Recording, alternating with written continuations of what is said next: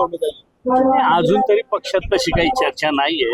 मंगळवारी चर्चा होण्याची चर्चा आहे, कारण आता परवाची मंगळवारची बैठक तशी रद्द झाली होती. मंगळवारी काय निर्णय होईल तो त्या पद्धतीने होईल. मंत्री भुजबळांचं नाव देखील चर्चेत होतं. मागील काळामध्ये त्यांनी देखील खासदार होण्याची इच्छा व्यक्त केलेली होती, मात्र त्यावेळेला काही पक्षीय समीकरण होती आणि त्यामुळे त्यांचं नाव राहिलं होतं. आता वाटतं तुम्हाला त्यांचं नाव यावं म्हणून? नाव आलं तर काय आम्ही बरोबरच आहोत सगळेजण. नाव आलं तर चांगलंच राहील. पण तरुणांना संधी मिळणार की ज्येष्ठांना संधी मिळणार काय? नाही, आता पक्षश्रेष्ठी जो निर्णय घेतील.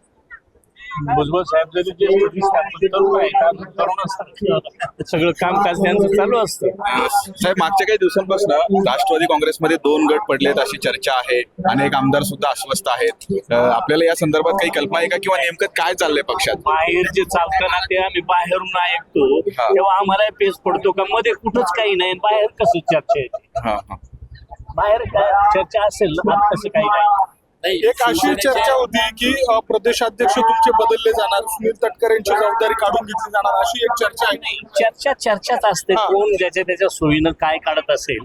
पण तशी मध्ये तर चर्चा, वरिष्ठांमध्ये चर्चा कुठं काही झालेली नाही असं आमचं मत आहे. संजय शिरसाट आहेत शिवसेनेचे, ते म्हणतात की राष्ट्रवादीचे काही लोक आमच्या संपर्कात आहेत, येणाऱ्या दिवसात ते शिवसेनेत येतील.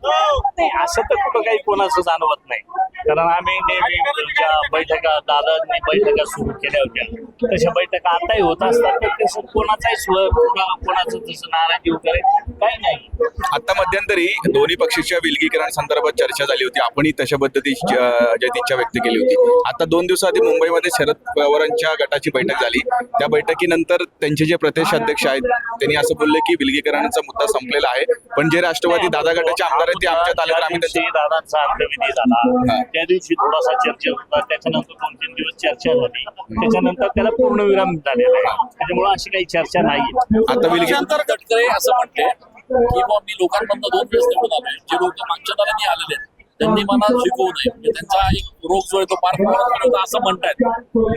असं काही होणार नाही, ते सिनियर आहेत, त्यांच्या बाबतीत कोणी असं बोलणार नाही. पण मागच्या दाराने येणं म्हणणं हा खर तर वरिष्ठ सभागृहाचा अपमान आहे असं वाटतं का? तसं म्हणण्यापेक्षा ते बोललेत का तेच जर कोणाला माहित नाही. हे फक्त परस्पर कोणीतरी बोलतं आणि बाहेर येतं, त्याला काय अर्थ नाही. दादांच्या निधनानंतर पक्षामध्ये एवढी अस्वस्थता का वाढलेली आहे? जे ज्येष्ठ नेते होते तुमचे प्रफुल्ल पटेल असतील, सुनील तटकरे, यांच्या विरोधात एवढी नाराजी का पसरली?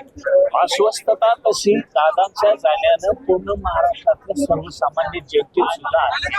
तेव्हा ते वरिष्ठांमध्ये काही दिवस ते दुःख विसरणं म्हणजे फार मुश्किल आहे. त्याच्यामुळे तसं वाटत असेल, पण तसं काही नाहीये.